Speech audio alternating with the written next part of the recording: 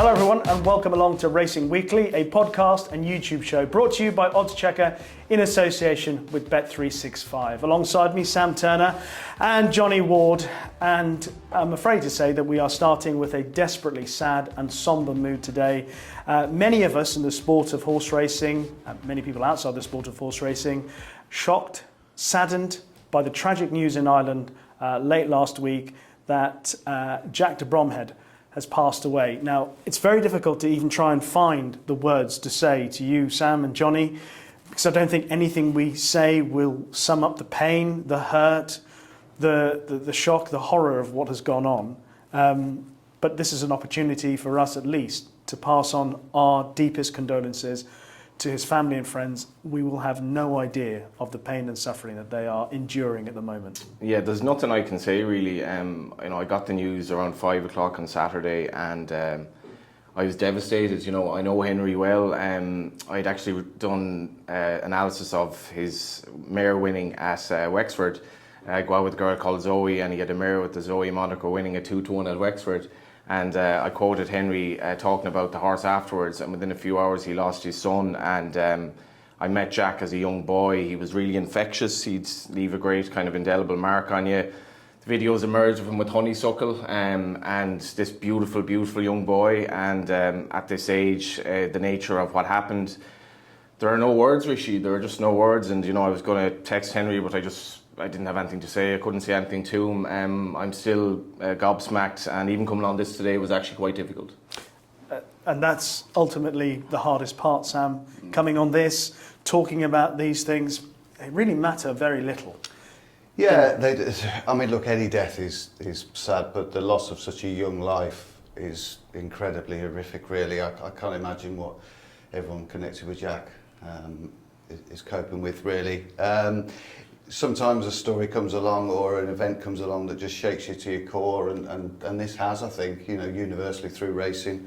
All we can do is sort of send hopes, prayers, and just remember him for the infectiously enthusiastic young boy he was, really. Reading the tributes, he lived for his ponies and his horses, but it's just indescribably sad.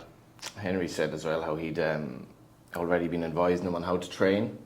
I think as an 11 or 12-year-old, he'd taken it upon himself that he was getting into the game. And, Henry came from that stock of Harry de Bromhead, his father, so he was kind of passing it on. And he's a twin.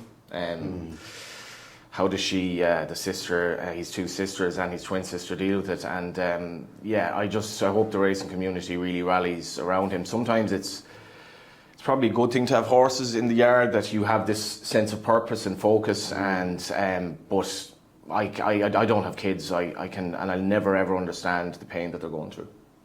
I don't think anyone will be able to understand it unless you're in their position. So all we can do here on Racing Weekly, from all of us, whether it's the people watching this show, whether it's us taking part on it, and the crew behind, we are sending our very deepest condolences to the friends and family of the late Jack de Bromhead.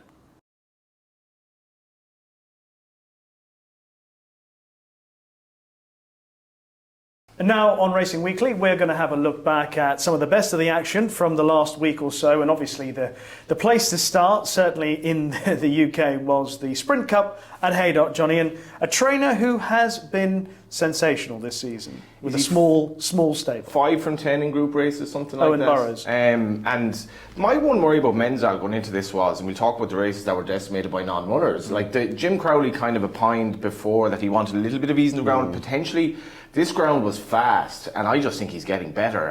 What a exponent of Maymas he is as well in terms of his stallion credentials. I think I was looking back on Maymas's career. Maymas finished second to Churchill at the Curragh and was well beaten. Maymas is now standing for 50 sterling, and Churchill, who obviously has Vedini, standing for 25. So it just goes to show you the way this can go. But Menzel just looks so good, and if he does kind of progress a bit more, he's probably going to be one of the top sprinters we've seen in recent times. And if he renews rivalry with the filly he was beaten by in France, Ivory Princess, that's going to be interesting because she's a completely different way of racing to him, and he just looks like he's getting better with experience. And I think for a sprinter, he's so laid back, and I think that's like a real, like that's having like having a girlfriend that understands all your problems and is always like there for you. It just doesn't exist, you know. So just having a sprinter who's really laid back, sky's the limit. Yours won't exist for you, but it's anyway, that's for sure. Thanks for the heads up on Churchill. I'll send a couple of my mares there. It's half the price of my I like Churchill as a stallion. Actually, I think he's going to be good. Yeah, absolutely, bit of value there. 3.5 lengths in a Group 1 sprint on fast ground as well, where you think, you know, and he wasn't beating up dummies, was he? He had last year's winner in there, who ran another blinder, Emiratiana. You know, good horses in behind. Rowan yet again excelled. You wonder whether a Group 1 might just fall his way, probably at Ascot, you know, if he continues to thrive, and obviously got a great record for Ryan Moore as well, so I'd sort of earmark him for Royal Ascot next year, perhaps Rowan. They've done a great job with him, but pleased for Owen Burrows. I mean, really did find it difficult at the start of the season. Obviously, the streamlining of Shadwell would have made a massive effect on his stable and the quality of it. But it's made him concentrate the mind, perhaps, and maybe the streamlining and retaining the good quality staff, which he obviously has there as well, has you know, really yielded dividends this year. Great for him. And now 11-4 favourite with Bet365 for the Champion Sprint. Highfield Princess 5-1.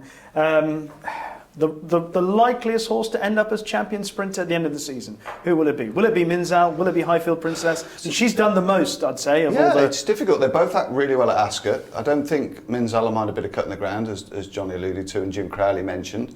He's really thriving. She's going through the gears. I mean, she's just been an extraordinary, winning off that sort of 50 or 60, 18 to 20 months ago. And now, you know, winning Nunthorpe's by wide margins. It's good to see, isn't it? It's good that they've come from different directions in their career. Minzal's been brilliantly trained back from an injury. Started off 57. Yeah. Oh my God. Not a bad bet, was she? That is... was that an air? And was beaten. I think I actually put her up that day. Well, one of these in the WhatsApp group got her beat off 57. Yeah. So I find that very difficult. I suppose she's the value, really, Highfield Princess, but... Deauville, there's like 3 parts for length, and as much as it was comfortable for her, I don't think that race was run to suit Minzal. I think he had to come through. It didn't look that strong of a pace. The way he travelled in the race, I did kind of fancy him Saturday. Didn't expect him to win as well. I think he'll reverse that form if they clash again. All right.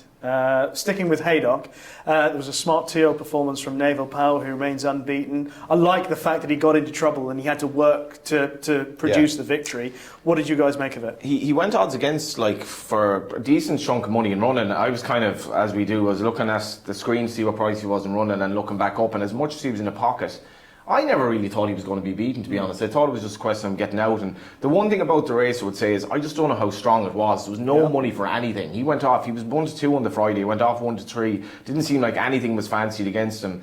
Will he make into a 3-year-old? I don't know.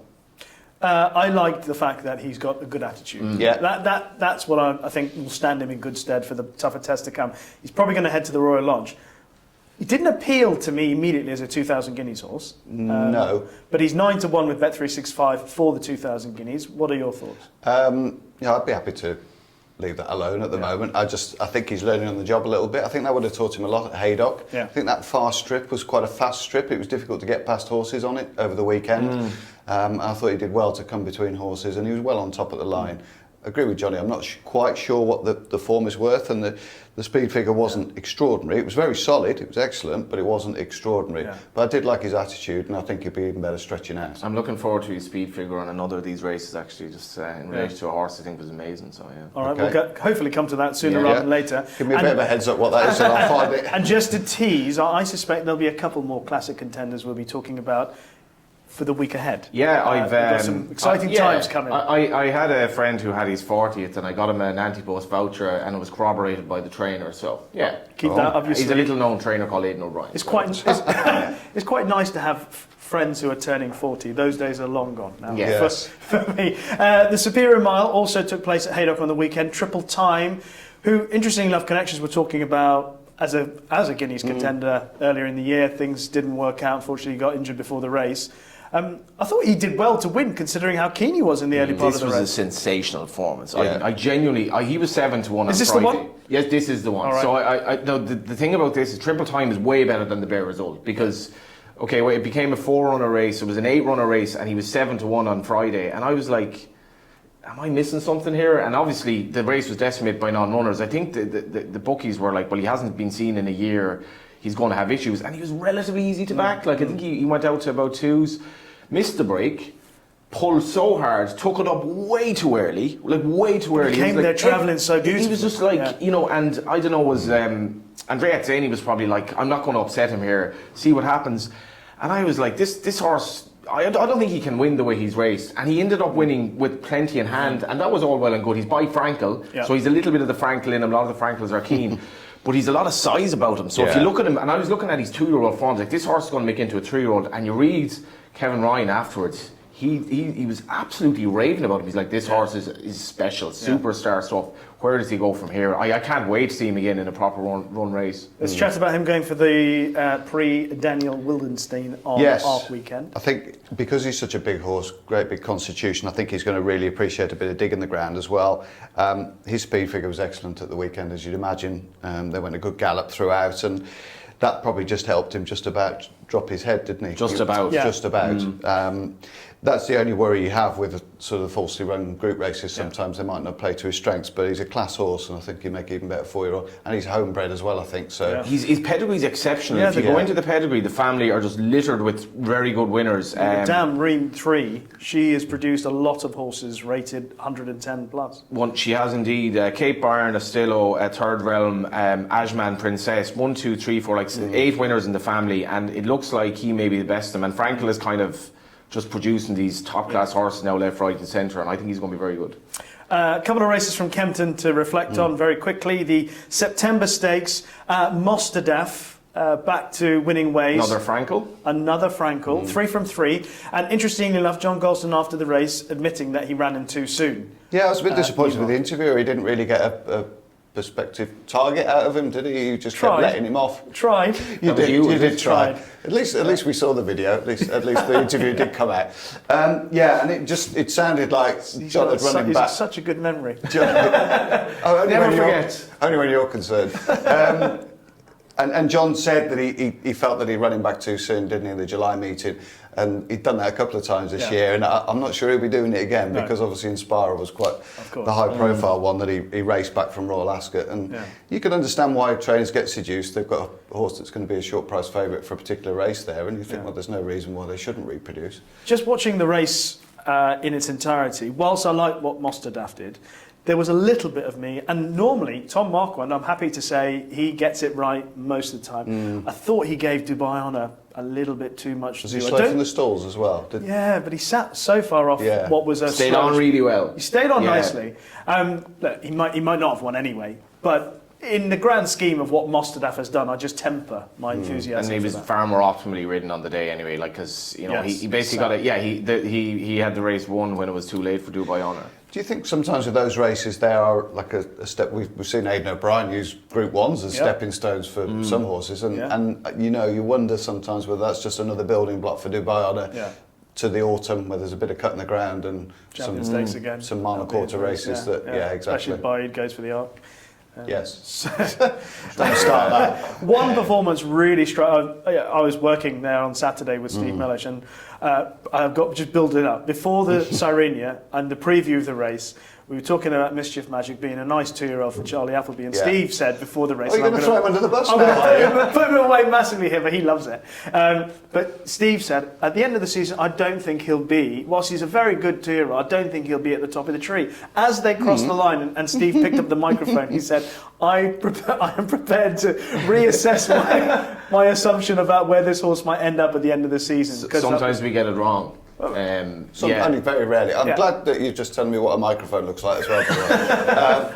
That doubles up as a phone as well. Doesn't it? Does it all, that was hugely impressive, Mr. Magic.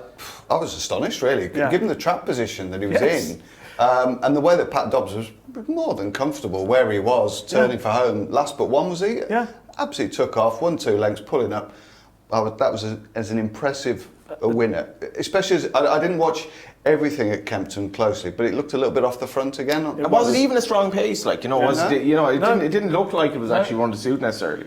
No, the horse, the filly that was leading Malresio, she's actually probably better over shorter, and she's out in front. She'd been to the fore for a while, and she doesn't get beaten far, but he does. Turn of foot. And Pat Dobbs said after the race that he had no idea how far clear he'd gone when they crossed the line. Which is whoosh. Middle Park? You would imagine. Surely you'd think You middle would part, imagine, wouldn't you? but where's Noble Style going to go? Might he be yeah, I mean, who knows? They've got a raft of them. Really have, and we'll be talking about maybe the likes of Noble Style and one or two others later on. A word about the Moulin on Sunday. And again, I'm afraid we have sad news. Yeah, I mean, to reflect this stuff is obviously, I mean, it's contextualised and all of that. But I was genuinely worried. Like when you see the incident, you're very worried for William Buick at the time.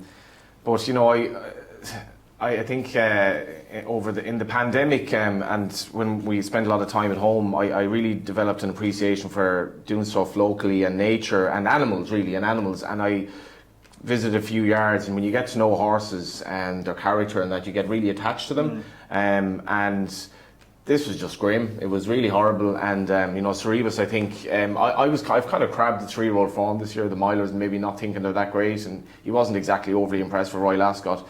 We'll never know though. You know? No, awful, sad news. Great performance by Dream Loper. Having said that, because Order of Australia is not a bad horse. No. You know. No, and we'd flagged Order of Australia up as running really well the time before, haven't we, in Deauville? And just a word about the winning rider, Kieran Schumacher. Yeah, brilliant for him. Yeah, we're actually talking about his riding now and not what's gone on in the past, which I think is great. You know, I think time for people to move on. And Kieran's carved out a really good career for himself, and you know he's becoming a little bit of a go-to man now.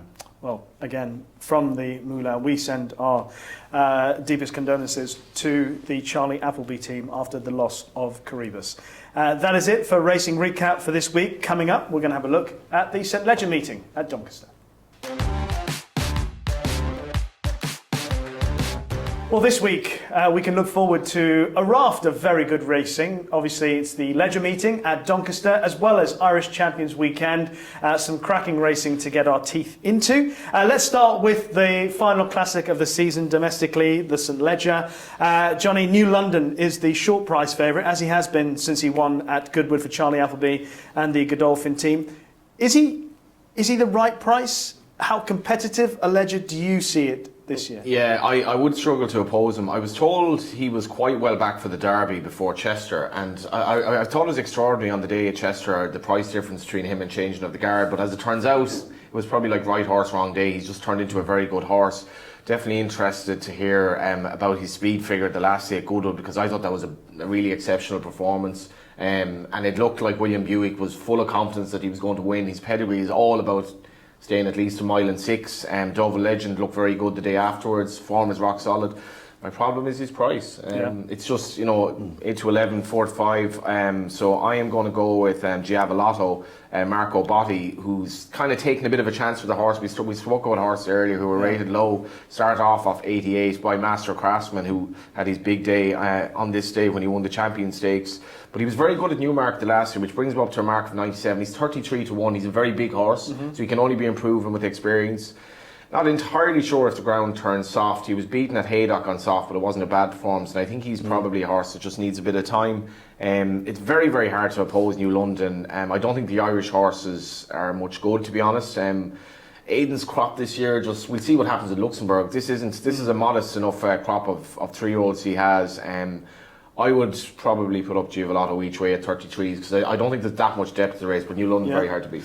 There has been some interest added to the race with the news that Haskoy, who has looked pretty good in a very short space of time, to be supplemented. I thought she'd be in the Park Hill, if I'm honest. Yeah, so did I. And Frankie's taken the right on her as well. Yeah. So intriguing runner. Just sort of points on Johnny's. Obviously, Bet365 will offer a raft of markets on the day without the favourite. Each way extra as well. 4 places, you take a reduced price and that sort of stuff. So there's various ways of attacking a race where you've got an even money favourite in. I don't think even if he's around evens on the day, which I think he probably will be edging towards that way. Yeah. I think I would as well. I mean, if you watch that Goodwood race back, the Gordon Stakes, the size of him compared to Huya Mal, he's like 1.5 times the size, isn't he? I can't help but think that Doncaster really played to his strengths. I think that's Chester didn't, I think. I think that's the main thing about him, isn't it? That you can see William Buick getting into the straight at Doncaster, and just as long as he's got clear sailing, giving him plenty of room. Wind him up. It's a bit like Hurricane Lane in that respect. And I don't think he's a bad even money chance. That race at Goodwood's produced the Voltager winner. Who Yamala's obviously won out that race. He ran a credible third. Jack Darcy was second in Deauville the next time. Cresta won at Windsor. The 6th, West Wind Blows, won yesterday. Was it Longchamp? Oh, yeah. So there's winners all the way down the page, and you know the way that he was back to win that race at the July meeting as well. I mean, he's absolutely knocked off the boards and bolted up that day. Yeah. I just think he's just the right favourite, isn't he? Who Yamal would be my each way play for what it's worth. Yeah. You know, it's obviously the same form line. He's had that good recent run. Yeah. Don't think it's a negative that he's gone to George Bowie, but does he have the size and the scope of New London? No, he doesn't. No. I thought Zechariah would place. Yeah. I thought it was a really good run. Obviously at Ascot, there's very little between he and Eldarov. But he shouldn't be double figures, should exactly. he? And then he ran, obviously the form of the race at Newbury, Frank, Universal Order ran a really good race on the weekend. So hopefully a little bit of an each way tickle there. Yeah, I think Doncaster will suit him as well. Off the front end, hopefully. Yeah. Let's spin through some of the other races at Doncaster next week. The May Hill, Dance in the Grass. Yeah. She looks quite exciting. She's got a couple of different entries this week, but possibly the May Hill's the... I would think so. I mean, she sort of roughly around about a 2-to-1 chance for this. 2 runs, 2 wins, form strong. Yeah, they pulled well clear of the third as well at Sandown, didn't they? Her and the Godolphin horse that's won subsequently. Fairy Cross, 6 lengths back to the third. I think she's done precious little wrong in the 2 starts today. Obviously Sylvester won't be riding. He struck up a good association with her. The other one that I quite liked in the race was Novakai, who won first time up for Carl Burke. I mean, his stats at the moment, I had to write them down. His 2-year-old stats for the last month, 11 from 47 for a 90 quid profit. And since all of his horses, since the start of August, 18 from 102 for a 65 quid profit. I mean, they've just been in form all season long. She was a little bit disappointing in the Sweet Solera last time, but she was trapped on the wing a little bit. I think second start sometimes for these 2-year-olds can be a little bit difficult. You know, they put so much physically and mentally into their first run, and she was so impressive in beating a subsequent winner at Doncaster. I like the fact she's had Doncaster experience, which I think sometimes is crucial on that track. And you know, I like the price as well. So she 8-9 to 1. Yeah. If you didn't want to back the favourite, then she might be a way to go. It looks a good race. This. If Library comes over, I don't know if Aidan's going to run that much at Doncaster. But Library at Tipperary the last day, she looked like she'd improved a lot. The form line with Donnacha O'Brien's horse in behind, she completely turned that around hugely. She's very well bred. And if he comes over, I think she'll run very well. She's a lovely pedigree as well. Nice way of going, hasn't she? Absolutely, yeah. Lovely. Okay, one to note. Stays well. Fillies again on Thursday, but this time the older ones in the Park Hill. Ashada, who obviously was in that messy race with free wind at Haydock. Winner of the Fillies and Mares race at Ascot on Champions Day last year. I thought she'd be a good bet in this race, wouldn't she? Well, I think she's stand out 3-to-1 with 365 at the time of recording, which I thought was quite a generous price, really, with 1 or 2 doubts over other horses in the race. Yeah, I spoke to Tony Mullins before we came on, and looks like Princess Zoe's going to the Curragh, which would entail taking on Kyprios, which I mean, whatever the logic is there is a lot of rain coming for Doncaster. In fairness to Tony, like, he's not afraid to travel with her, so there must be some logic to it. But I mean, if she's out of this race, that certainly opens it up. And as you say, rain forecast all week, thunderstorms, showers. You'll need your Mac this week. Thanks for that. I shall bear. Does this nice turn into a nice little trophy, or are you going flat cap? I don't know, flat cap. I think I'm up Doncaster, north. aren't you? Doncaster. Up north. Peaky. Yeah. You taking your whippet? One of them, yes. One of them. I've got You 2. have 2. Yeah. That's how we roll. One horse entered in this Goody Two Shoes. She produced an extraordinary performance on her debut at Killarney. In JP's colours. Yes. I got a bit of word for her, and after the break, I literally went straight on the WhatsApp. It was like, cheers for that. Like, she's no chance. She ended up winning by nearly 5 lengths. Like, the race was kind of, it allowed her to she really missed the break. Now, I don't think she'll run because she is down to running Galway in the 1.5 mile, that good race in Galway on the Tuesday. So if you are listening to this, keep her on the side. I think she's very, very good. All right. One other point, Rafe Beckett's got a good record in this race. Yes. Obviously Haskoy is going to go elsewhere, but he's got 2 other entries, one of which is 20-to-1, and that's River of Stars, who has got some soft ground form. Just be intrigued if she does take a chance in that River of Stars. Okay. Quite like the performance last time out, and as I say, she copes with a bit of dig in the ground, so if conditions get worse, then she might be favoured. Lots of notes, lots of names to keep in mind. Yeah. On Friday at Doncaster, the Flying Childers Stakes. Potentially. Another cracking race. Platinum Queen against Trillium. amongst others. And I don't know if Treasure Trove's going to come over again. She's been fantastic in the last couple of runs in particular. Yeah, and you're trying to think, like, what is this going to be a very strong pace for Treasure Trove to sit off again, because she travels so well. Paddy Toomey has, like, he's absolutely exploded onto the scene. His strike rate in Ireland is something like 30-odd%. Yeah. Look what he's competing against. Yeah, exactly. I really like trainers like he and Ger Lyons, who, it's almost like their strike rate is like something that really matters to them. So they just don't run, which means that if you want to make the grade in these yards, you have to be quite good. And their training fees are probably consistent with that, where we want to train good horses here. But if she comes over a level to 2, I think that's very solid each way. And obviously the Platinum Queen, that was an extraordinary performance for a 2-year-old the last day. I know she was getting massive allowances and so on and so forth, but she's probably going to go off hard. And then you've Trillium as well. This is a cracking race. I'm a big fan of Trillium. You read in Junior's comments about her as well. He doesn't think that she'll be inconvenienced by a bit of cut in the ground. I think by the time we get to this race, you might need to be able to cope with a bit of cut in the ground. And I'm not saying the Platinum Queen won't, but she loves to bounce off fast ground. She's all speed. And the only other thing about the Platinum Queen, you guys probably would set me right if you think I'm talking absolute cobblers, but the weaving. Yeah, I just bigger, wide open space. Worried Doncaster. about the way she hung late on at last 4 runs on good firm. So it's like, would you, if she were to start a short price favourite, would you want to be with a horse who's just shown maybe the effects of going hard on fast ground? I'm happy to be with Trillium. She's had twice the break between races, and I think they've trained her like a good horse now. So. Treasure Trove is an each way price at the moment. So, I mean, I think she's going to be totally ridden the normal way. She's been really consistent. Don't think the rain will be a problem, so that'll be my each way selection anyway. It's always nice to have a short price favourite. You're happy to that's making the market. Yeah, exactly. Also on Friday, the Doncaster Cup set to feature, but no Stradivarius. Not entirely certain where. If anywhere. If anywhere, yes, very true. And speaking of true, an opportunity for True. Well, he's going to have his ground at last. That's why they pay you the big bucks. He should have his ground. Not so big, actually, Johnny. Don't be fooled by that. Should have. I mean, should have his ground. Looks a very fair sort of 4 to 7, 8 to 15 poke, really. I mean, not that I'd like to put up a horse at that price, but what else is there in the race that will be? Coltrane's run to a great level this year, hasn't it? And obviously, Get Shirty.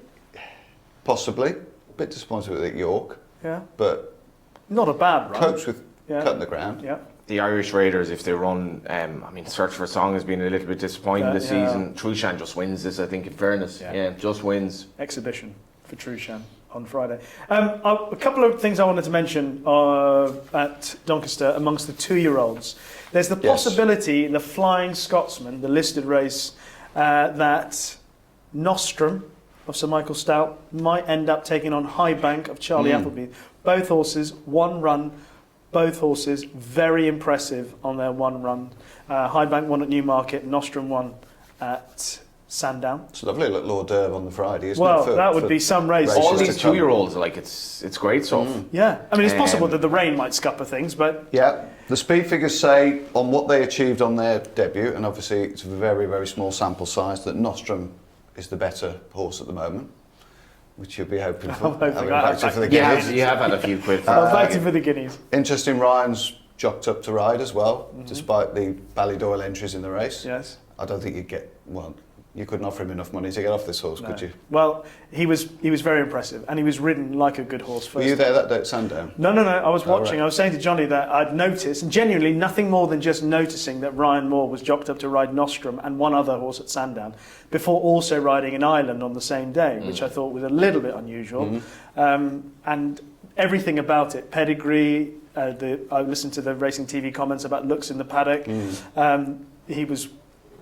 The whole profile was something that was quite attractive, and to see him do it on the course was exciting, because obviously a Stout first timer, you can bet your last pound that whatever he did, the plan was always to be a bit better the next time. Yes. So you can ask him after the race if he wins or if he doesn't, how does he compare to Go Bears Go, or Little Big Bear rather. Oh yes. And see, because I don't like Aidan has some sensational No Name Evers this year. I don't think No Name Ever has had a classic winner yet. No. But this is so it's on the cusp of it. But the Irish 2-year-olds, he looks very, very good. But Nostrum,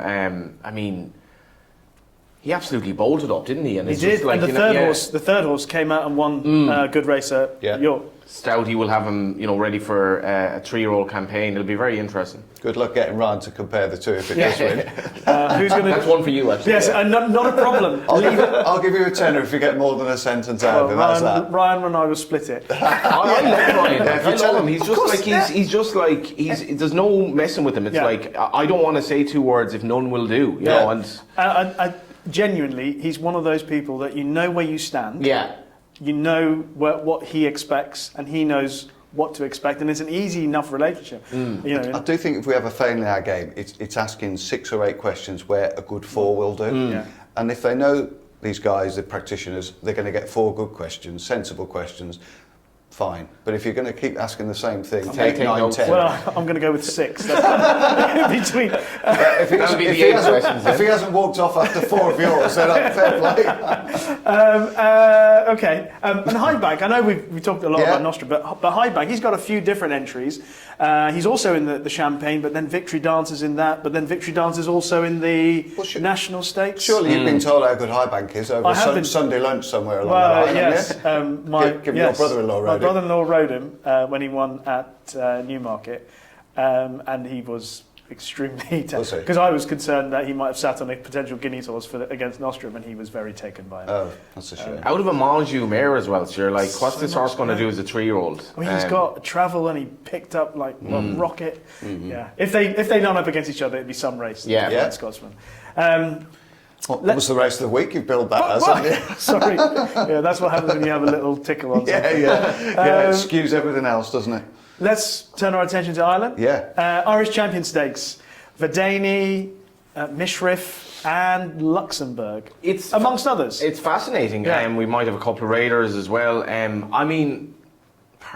This is my favourite race, I think, in the world. One of the best. In the world? Yeah, because it's at my local track because I live in Dublin, and my first renewal of the race.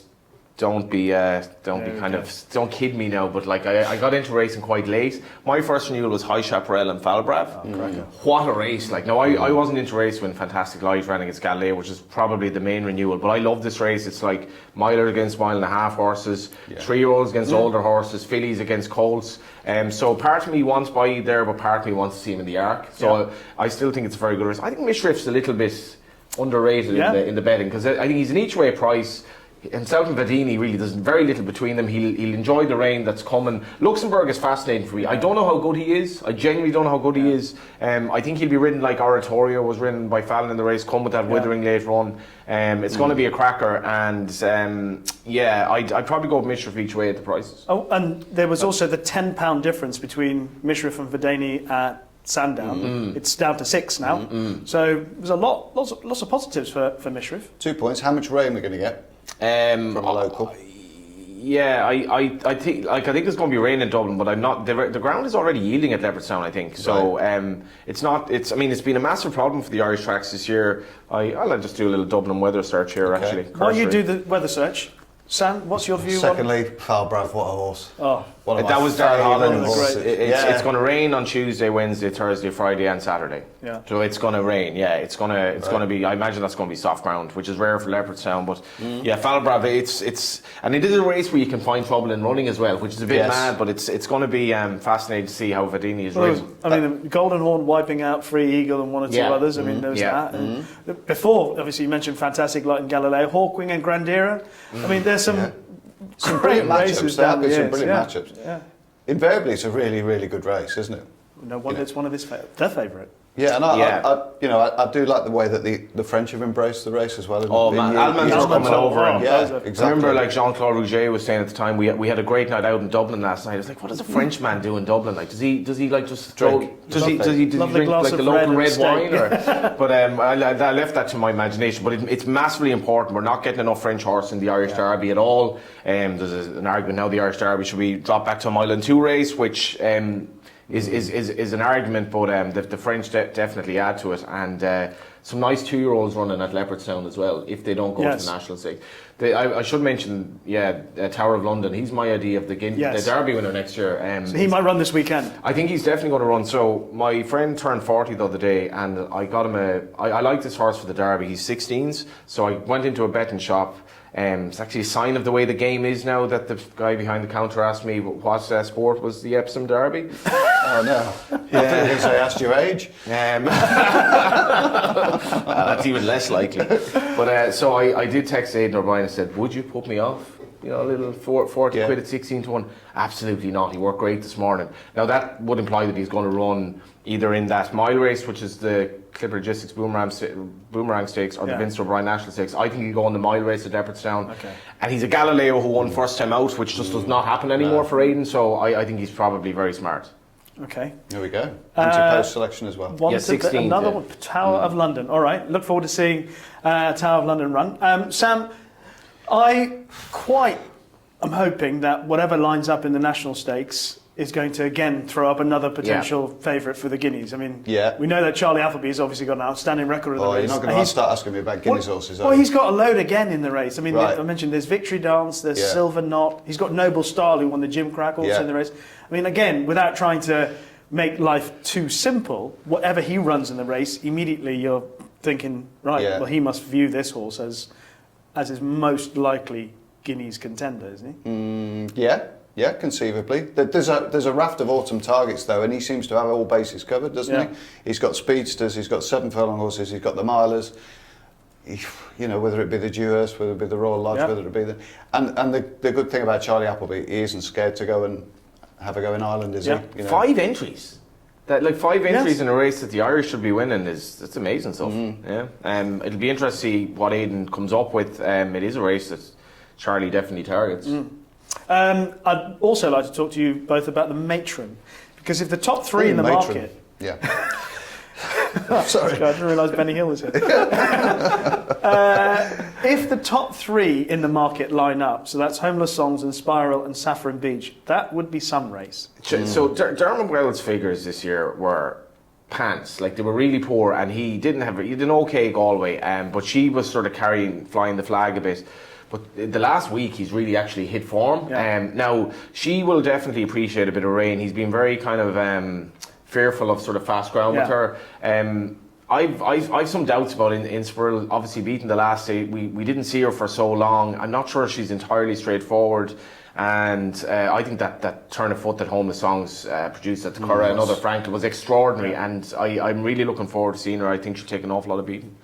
When she's right, and she, she's arguably the best 3-year-old around now. Full stop. Yeah. She got the most electric turn of foot. We just haven't seen enough of her work, have we? Unfortunately, through whatever reason, little setbacks, niggles, difficult to train, etc., etc. But you know that when she lines up, and she's obviously ready to go, isn't she? Yeah. They don't take any chances with her whatsoever. So.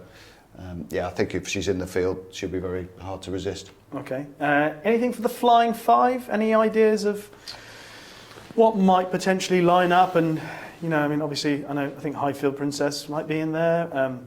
I know that there's a possibility of Russell heading over there for the Horse Watchers. They plan to take him over. I don't know what else is guaranteed to line up in the race. Yeah, it's our only Group 1. Maybe Esther each way.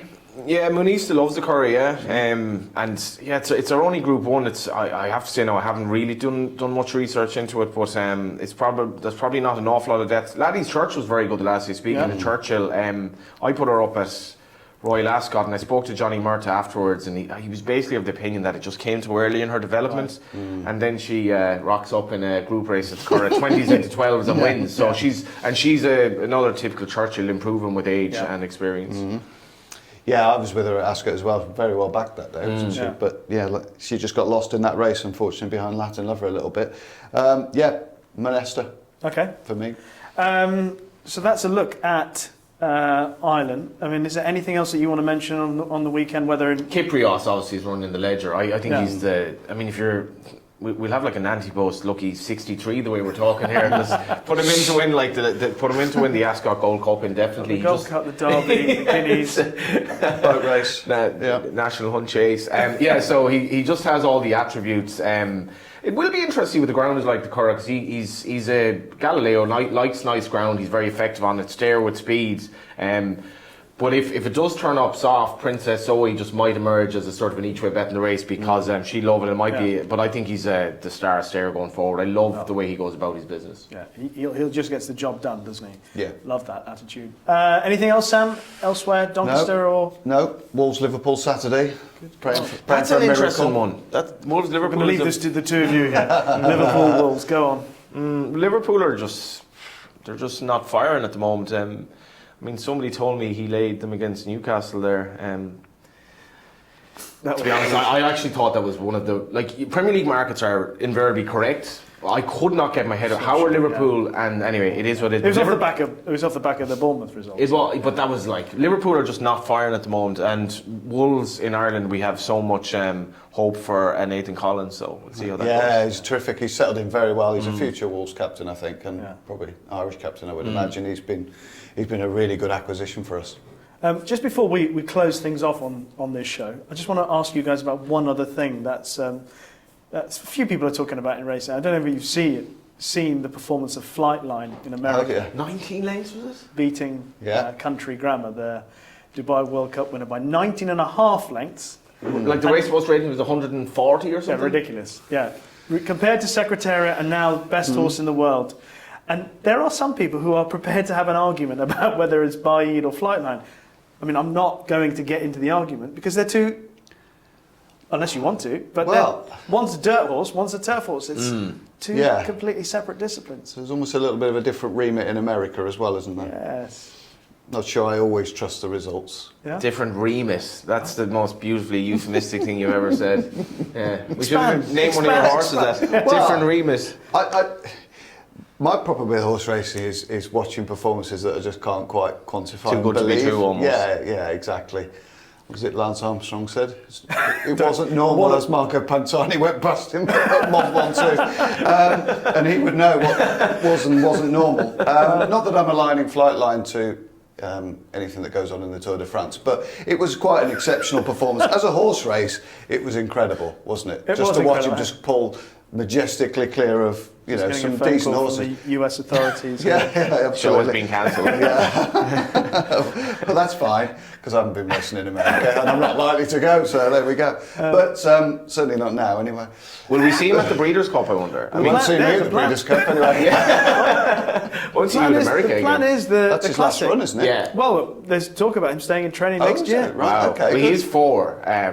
Get him to Dubai, eh? Get him to Dubai and get him That'd be up good again. to see him over here, wouldn't it? See him in the Hardwick. Don't think that's going to happen, do you?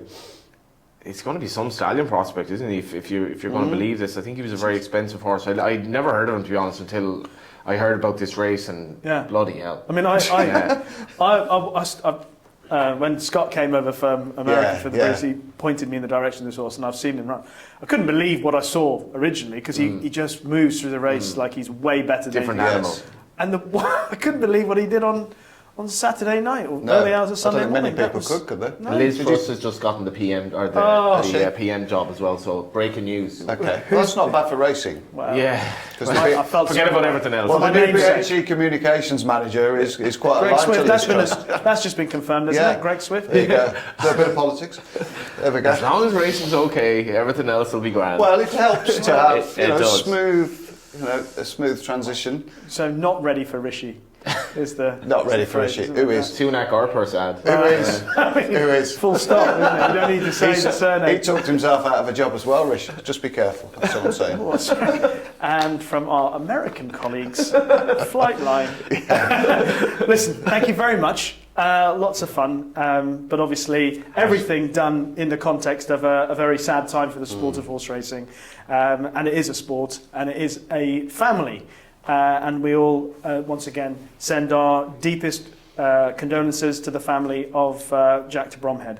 But that has been it for this week on Racing Weekly. This programme brought to you by oddschecker in association with Bet365. Thanks to Sam Turner. Johnny, thanks for coming over from Ireland for us. Hopefully we'll see you on the show again. You got any? Hashtag different Remus. That's in my head now for the day. Yeah, looking forward to Leopardstown greatly, and looking forward to seeing By Eden the Arc. I think that's going to be amazing. It's just one of these races that just gets you up. I really hope he goes. Let's hope there's a good few people turn up at Leopardstown to watch some class racing. Yeah, it's definitely attendances can be taken for granted going forward. Yeah. It is a terrific week of racing ahead of us, and hopefully you can enjoy it. As always, if you like what you've heard or watched in this or any of our previous episodes, then leave us a kind review, fingers crossed, or not kind, it's up to you, on Apple Podcasts or in the comment section on YouTube. We're back next week for our last episode in this particular series, when we'll be looking ahead to the Ayr Gold Cup. Thanks again for watching Racing Weekly. Bye-bye.